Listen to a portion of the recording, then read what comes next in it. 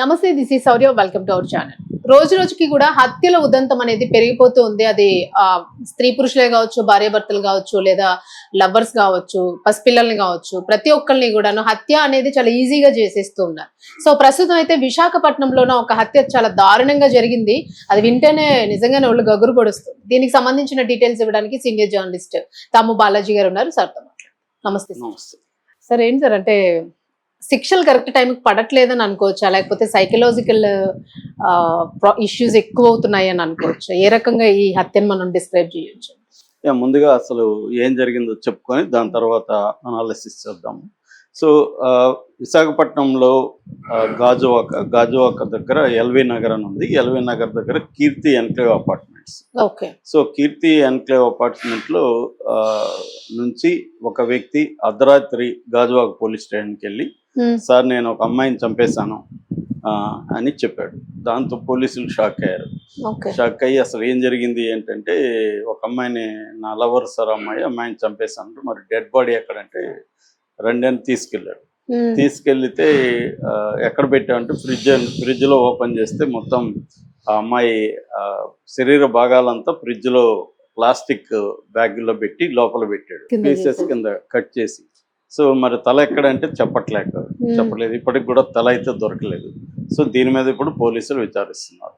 So అసలు CI Parthasarathi, Gajuwaka CI, ఆయన చెప్పిన వివరాలు బట్టి అంటే మనకేందంటే ఎప్పుడు కానీ ఇటువంటి హత్యలు జరిగినప్పుడు సమగ్ర సమాచారం అనేది దొరకదు. మనం వెళ్ళి ఫ్యాక్ట్ ఫైండింగ్ చేస్తే తప్ప పోలీస్ వెర్షనే మనం చెప్పుకోవాలి.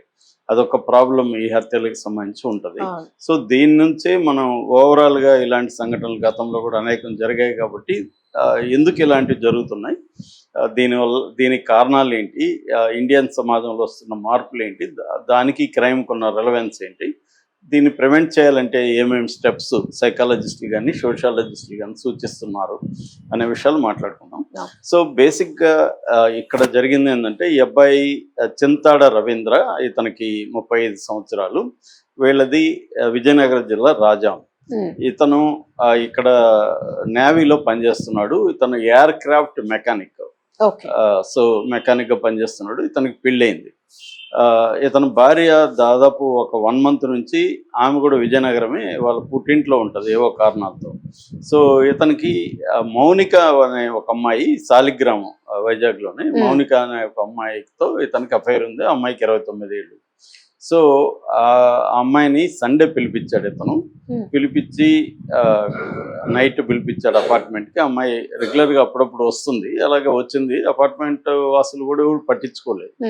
సో వచ్చింది, గొడవలు అయినాయి. ఆ గొడవల్లో నుంచి ఇతను అమ్మాయిని కోపం తట్టుకోలేక చేసిన తర్వాత ఇతను ఎప్పుడైనా చాలా మంది ఏంటంటే 2 రకాల మర్డర్స్ ఉంటాయి. ఒకటేమో ప్రీమెడిటేటెడ్ మర్డర్ అంటారు, ముందుగానే ప్లాన్ చేసుకొని మర్డర్ చేయడం. 2 ఇంపల్సివ్ మర్డర్, అప్పటికప్పుడు ఆవేశంలో చేసే హత్య. సో ఇతను అప్పటికప్పుడు ఆవేశంలో చేసిన హత్యగానే మనకి ఇప్పటి వరకు అర్థమవుతుంది. సో చేసినాక ఇలాంటి వాళ్ళకి ఏంటంటే, ఇప్పుడు డెడ్ బాడీని ఏం చేయాలనేది ఒక టెన్షన్. సో దీన్నే కాపీ క్యాట్ మర్డర్స్ అంటారు మామూలుగా. అంటే ఆల్రెడీ డెడ్ బాడీని ఎవరెవరు ఎలా డిస్పోజ్ చేశారో చదవడము, టీవీలో న్యూస్లో చూడడం అనేది చేస్తుంటారు. మన అందరికీ అనేక విషయాలు అవన్నీ గుర్తుకొస్తాయి ఇప్పుడు, ఎలా డెడ్ బాడీని చేయాలని. సో ఇతనికి కూడా ఏమైందంటే, గతంలో చాలా జరిగాయి. మనకి శ్రద్ధా వాకర్ అనేది వెరీ పాపులర్ అనమాట. 2022లో ఢిల్లీలో శ్రద్ధా వాకర్ అనే ఒక అమ్మాయిని, లివ్ ఇన్ రిలేషన్షిప్ లో ఉన్న అమ్మాయిని చంపి దాదాపు 35-36 పీసులు చేసి ఆఫ్తాబ్ పూనావాలా అనే అతను ఫ్రిడ్జ్ లో పెట్టి చేశాడు.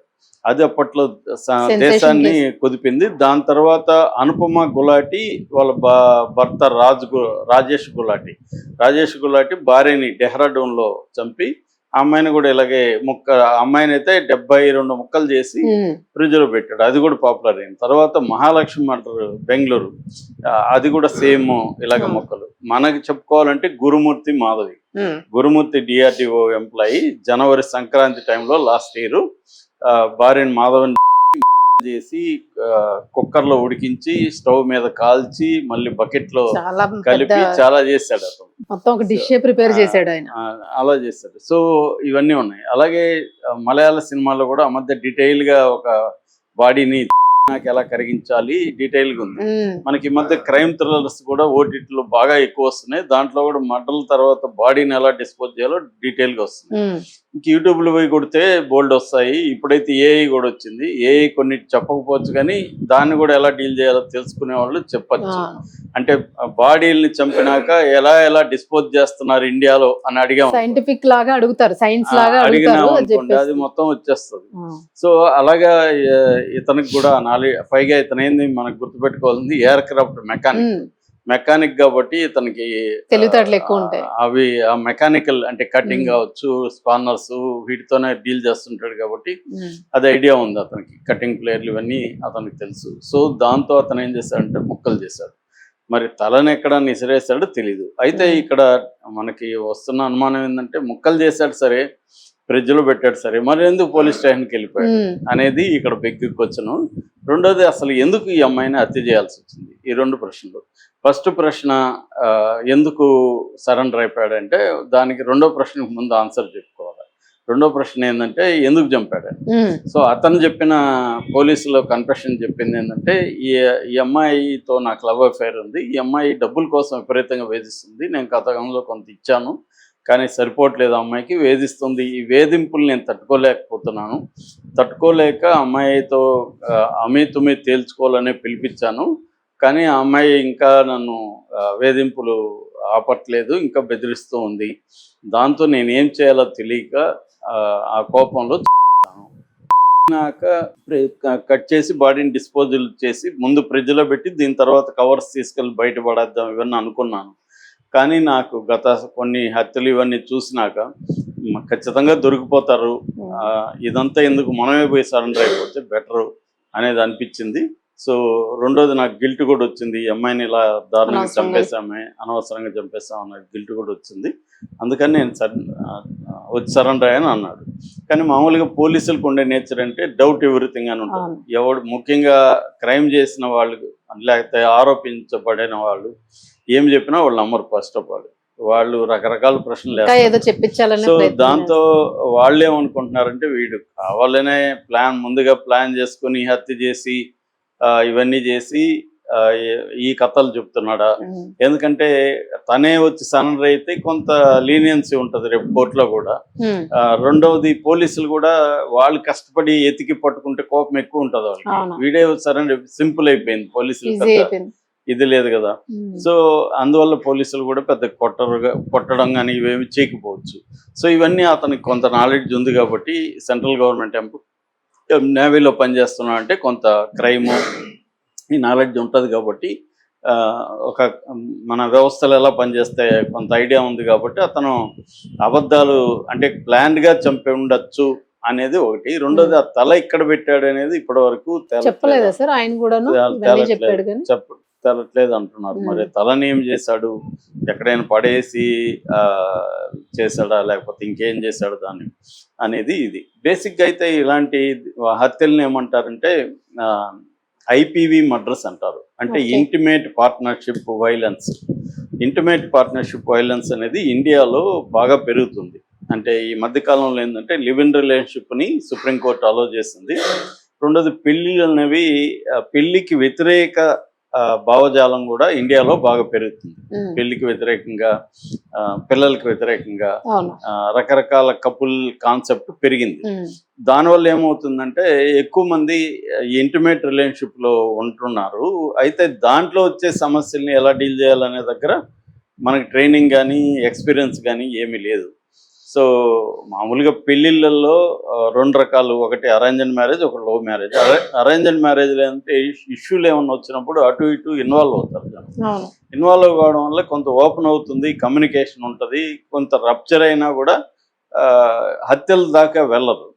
కానీ లవ్ మ్యారేజ్లకు వచ్చేసరికి ఆ సపోర్ట్ సిస్టమ్స్ చాలా మందికి ఉండదు, వీళ్ళిద్దరే తెలుసుకోవాలి. మొన్న కూడా మనకి యూట్యూబ్ వైష్ణవి అమ్మాయిది కూడా లవ్ మ్యారేజ్ స్టార్ట్ అయ్యి అది మళ్ళీ బంధువులంతా ఇన్వాల్వ్ అయిపోయి ఇదైంది. ఉమ్, సో ఇక్కడ ఈ లివ్ ఇన్ రిలేషన్షిప్ లోకి వచ్చేసరికి నీకు ఏ రకమైన ఒక మోరల్ కోడ్ కానీ ఏమి ఉండదు.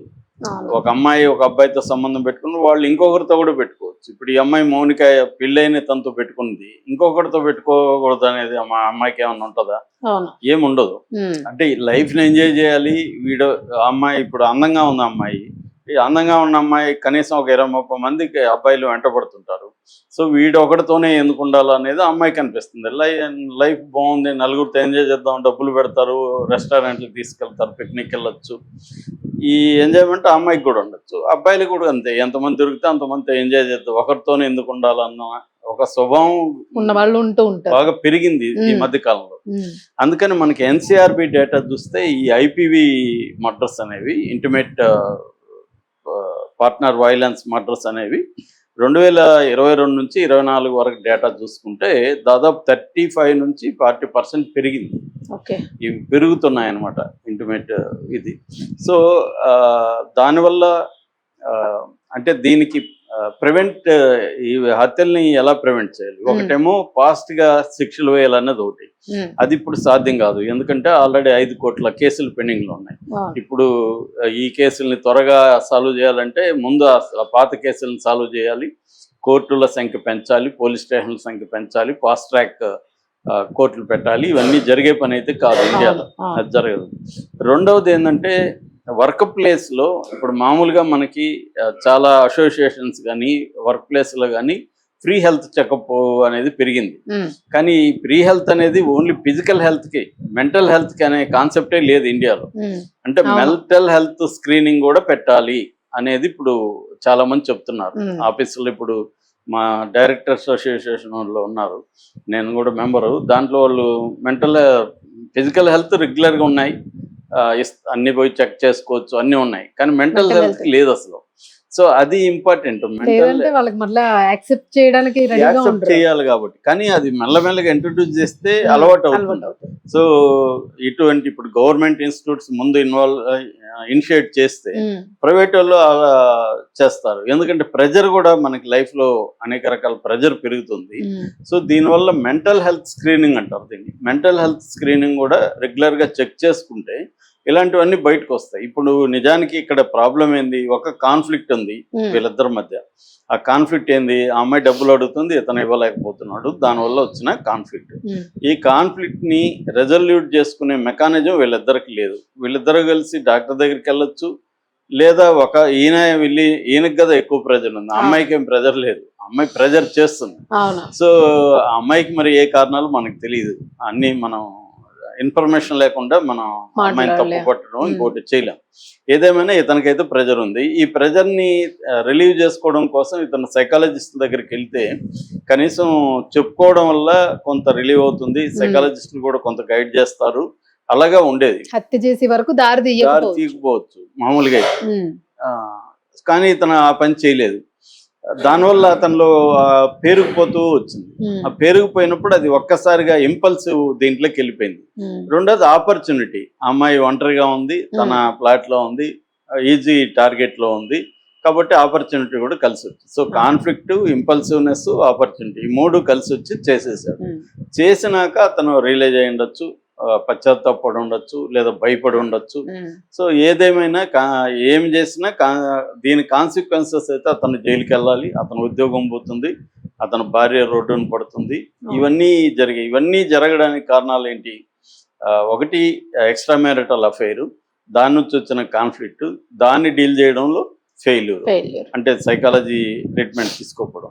రెండోది అపార్ట్మెంట్లలో భద్రత మీద కూడా చర్చ జరుగుతుంది. మామూలుగా మనకి లైఫ్ లో ఏమైందంటే అపార్ట్మెంట్ కల్చర్ వచ్చినాక జగమండ్ బౌమన్ అనే ఒక సోషాలజిస్ట్ దీని గురించి ఒక మాట చెప్తాడు. అదేంటంటే మన పక్కింటి వాళ్ళు stranger of the past and stranger of the future అంటారు. అంటే వాళ్ళ గతం మనకు తెలియదు, వాళ్ళు ఎవరో తెలియదు, వాళ్ళ ఫ్యూచర్ కూడా మనకు సంబంధం లేదు. ఓన్లీ ప్రజెంట్ లో మనం చూసుకుంటాం. ఒక్కోసారి ఏమైనా నవ్వితే నవ్వుతాం, లేకపోతే లేదు. ఇంకేదైనా ఒక మాట 2 మాటలు ఉంటాయి, లేకపోతే లేదు. ఇప్పుడు మా పక్కింట్లో ఎవరు ఉన్నారో కూడా మాకు తెలియదు. అవును. ఎప్పుడో వస్తారు, వాళ్ళు పోతారు, అసలు మాట్లాడేది లేదు, ఏం లేదు. సో దీనివల్ల ఏమవుతుందంటే ఎవరు వస్తున్నారు ఏంటి అంటే కమ్యూనిటీకి సంబంధించిన ఏమీ లేదు. అవన్నీ ఉంటే ఇతను కొద్దిగా భయపడేవాడు. అవును. ఈ గొడవ జరుగుతుంది, ఇప్పుడు గొడవ ఇలా ఇది ఎవరికి పట్టదు. పక్కింటి అందరూ ఉన్న నువ్వు చోట గొడవ అట్లా నరికి చేసుకుంటూ ముక్కలు చేసి ఫ్రిడ్జ్ లో పెట్టాడంటే ఎంత అపార్ట్మెంట్ వాళ్ళు షాక్ అవుతున్నారు. అదే కదా. అరే ఇలాంటి వాడు ఉన్నాడా, ఇలాంటి హత్య జరిగితే మనకి తెలియదా అనేది మీడియాతో మిగిలిన వాళ్ళ మీద కూడా ఒకరికొకరికి డౌట్ భయమే కదా. ఎవరు పక్కన టెర్రరిస్ట్ ఉన్నాడా, లేకపోతే మావోయిస్ట్ ఉన్నాడా, లేకపోతే ఇలా killer ఉన్నాడా? ఉన్నారా, ఎవరున్నారో, రేపిస్ట్ ఉన్నాడా, ఎవరు తెలియదు కదా మనకు. దొంగ ఉన్నాడా ఎవరు తెలియదు. సో ఈ ప్రాబ్లం కూడా ఉంది. దీన్ని సాల్వ్ చేయడానికి ఏంటి, వాళ్ళ కమ్యూనిటీ కలవడం రెగ్యులర్ గా, అవి కొన్ని అపార్ట్మెంట్స్ చేస్తున్నాయి. కానీ చాలా అపార్ట్మెంట్స్ కి ఎవరికి వాళ్ళే ఉంటున్నారు. అవును. సో వీళ్ళు కూడా అదే పని, ఎవరికి వాళ్ళు ఉండడు, ప్రైవసీ కోరుకుంటున్నారు. మనుషులు కూడా ఏంటంటే ఎక్కువ మంది నేనేదో కష్టపడి పని చేస్తే ఇక్కడికి వచ్చినాక మళ్ళీ వీళ్ళ సోదేంటిరా, తలుపులు బిల్లు కొట్టడాలు, ఈ సోదేంటి, మనం ప్రశాంతంగా ఉందామని కూడా అనుకునే ఇది ఉంది. కనీసం పిల్లలు ఉంటే కొంత సోషలైజ్ అవుతారు. పిల్లల్ని కలుస్తారు, వీళ్ళు పేరెంట్స్ కూడా కిందకి వెళ్తారు, అలాంటి సోషలైజేషన్. పిల్లలు కూడా లేనప్పుడు ఏమవుతుందంటే అసలు సోషలైజింగ్ అనేది ఉండదు. సో అందువల్ల అపార్ట్మెంట్ లో సెక్యూరిటీలు కూడా ఇలాంటి ఇష్యూలు జరిగినప్పుడు డిస్కషన్కి వస్తున్నారు. Thank you.